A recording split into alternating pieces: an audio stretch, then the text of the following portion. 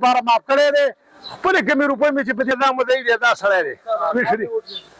بل مدعي دا دی دا یې تره دی بله خبره ده چې که عزیزان الله د رضا دپاره معاف کړی دی کوم لالچ پکې دی کومې خبرې ګوره نشته څه لالچ ده بغیر د څه مطالبې بغیر د څه عوض نه دیو دا خلک د الله دپاره معاف کړي دي نن زما ویل تاویل پکې نه و او حاجي صاحب دې کشر رامشر خبر کړی دی نو دا راټولې ته تکلیف او دا دوباره تکلیف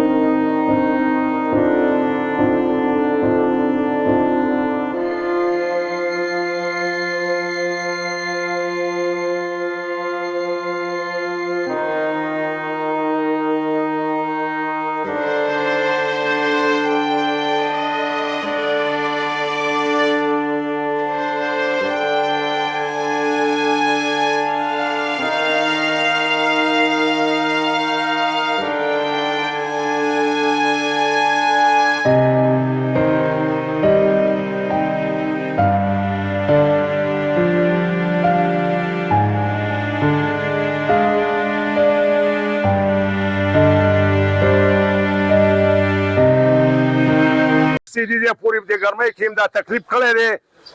نو الله پاک دې تاسو له دې راتلو اجر درکړي او یو په سله یو په زره دې الله درکړي ځکه چې تکلیف هم کړی دی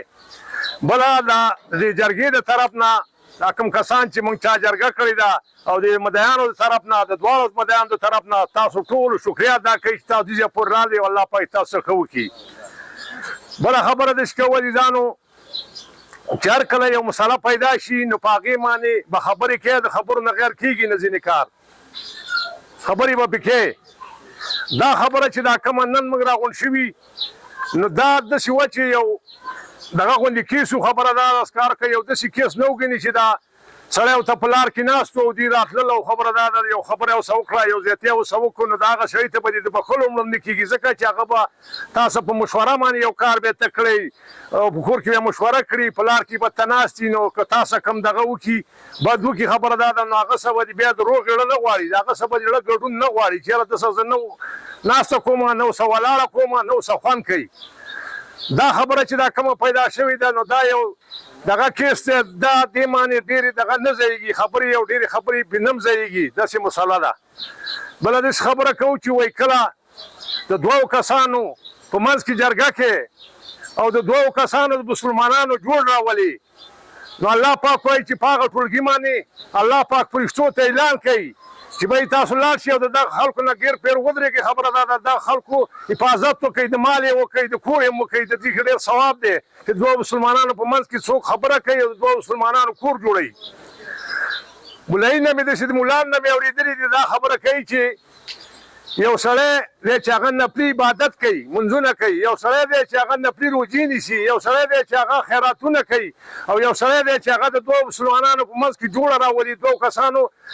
خیر راولي د دوو کسانو وروري کوي نو وایي چې د دغه ټولو د دغه درې واړو سړو نه دا سړی سودمن دی دا بهتر دی چې دا کم سړی د دوو کسانو په منځ کې خیر راولي او جوړ یې راولي دا کومه مسله چې نن ده او موږ راغونډ شوي نو دا داسې نه ده دا د کور خاوند هم چې دا څه وشولو نو دا ځینې خبرې موږ نه داسې کېږي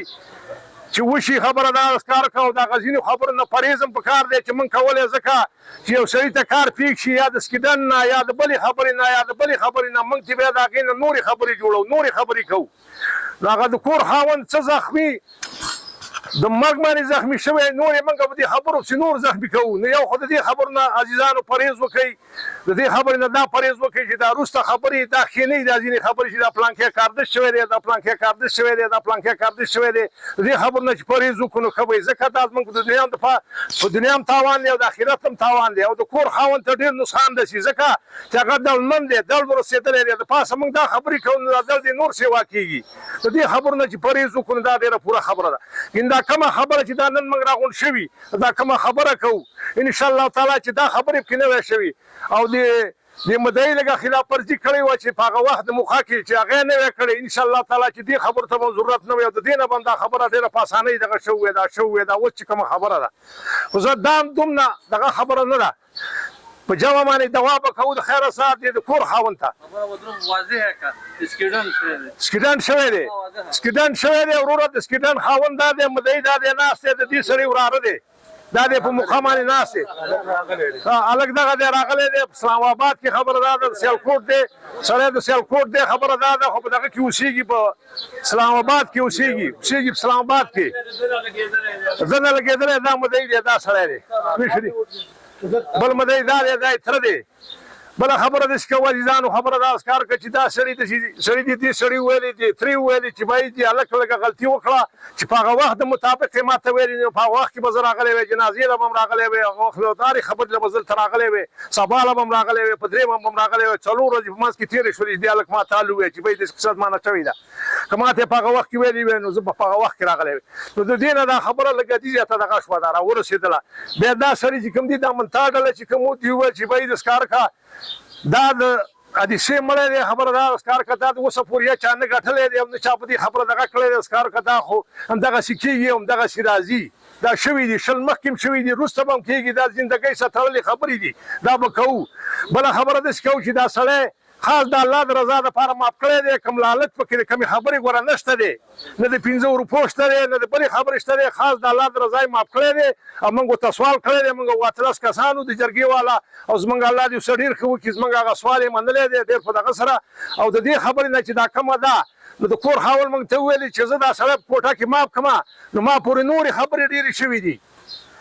چې دا دش چل شوی دی دا په کرکټ باندې شرط لګولی او په هغه چا اوسه کار وکړه پلانکی وشو ډینګری وشو ډېرې خبرې دي هغه ټولې سر ته نه رسېږي خو د هغې د خبره د هغې په وجه باندې دا خبره دې ته راورسېدله او کار هم کړله چې بی دا په ډاګه دا دوی خیر وشي نو ښه به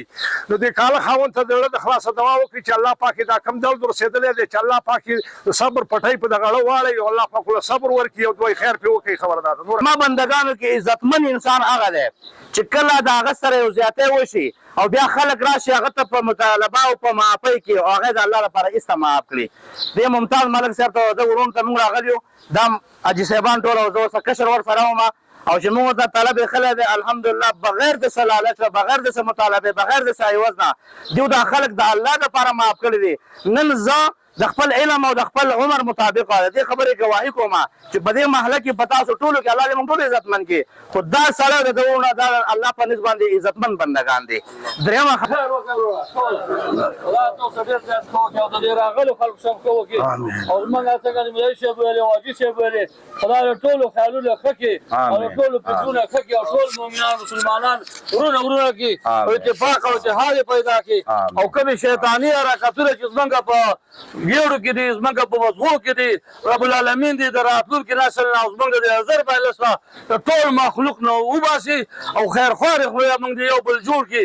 البته حاجي صاحب ډېرې خبرې وکړلې که چېرته د ماویل تاویل پکې نه و او حاجي صاحب دې کشر رامشر خبر کړی نو دا راټولې ته تکلیف او دا دوباره تکلیف او دا کړاو بله ستاسو شوی وی نه به د حاجي صاحب شوی وی نه به د ممتاز ته رسېدلی وی خو چې په وخت کې دا خبره شوی وی چې دا د اکسیډنټ کړی دی او دې سړي والی دی خو البته زه دوی ګناو ته دا لیکو چې مختلف خبرې په دې کار مړ دی او په دې مړ دی او په دې مړ دی نو دا راټولېدو مجبوري وو او دوا به بیا د خیر وکړي خدای ډېر خوښ وکړي د راپور خلکو سره ډېر خوښ لا اله الا محمد مات شوی دا کتاب مدعیان چې کوم دي د دې پنجابیانو دا کسان چې کوم دي عدالت چې کومې خبرې ته ضرورت وي نو باید دا کسان به اوسه خبره دا د سکار کا کار چې موږ څنګه څه ضرورت وو ټولو ته ضرورت وو جرګې والو ته ضرورت وو نو دې خبرې پابند دي به اوسه د خیر سزي چې فیض د عدالتي کاروایي او هغه کوم وو دې ته کوم ضرورت نه ورته نه خو به خپل نه کې خو دې به اوسه دا تکلیف کوي دا صحیح ده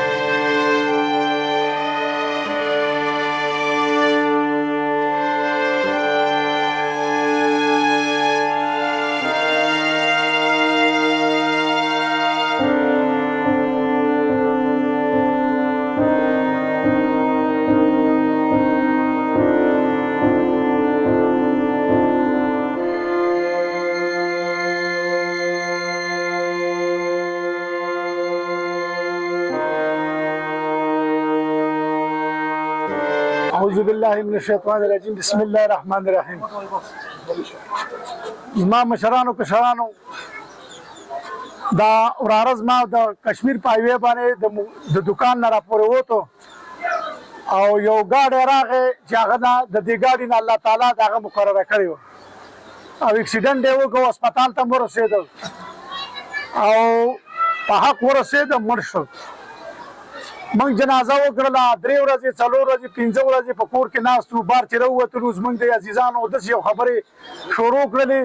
چې هغه خبرې د نه کولو وي چې دا په دې خبره مړ دی او دا په دې مړ دی او دا په دې مړ دی د هغې نه وروسته ما خپل هلکانو ته دا خبره وکړله چې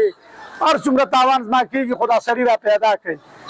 د الله په حکم باندې او د الله تعالی رحم او کرم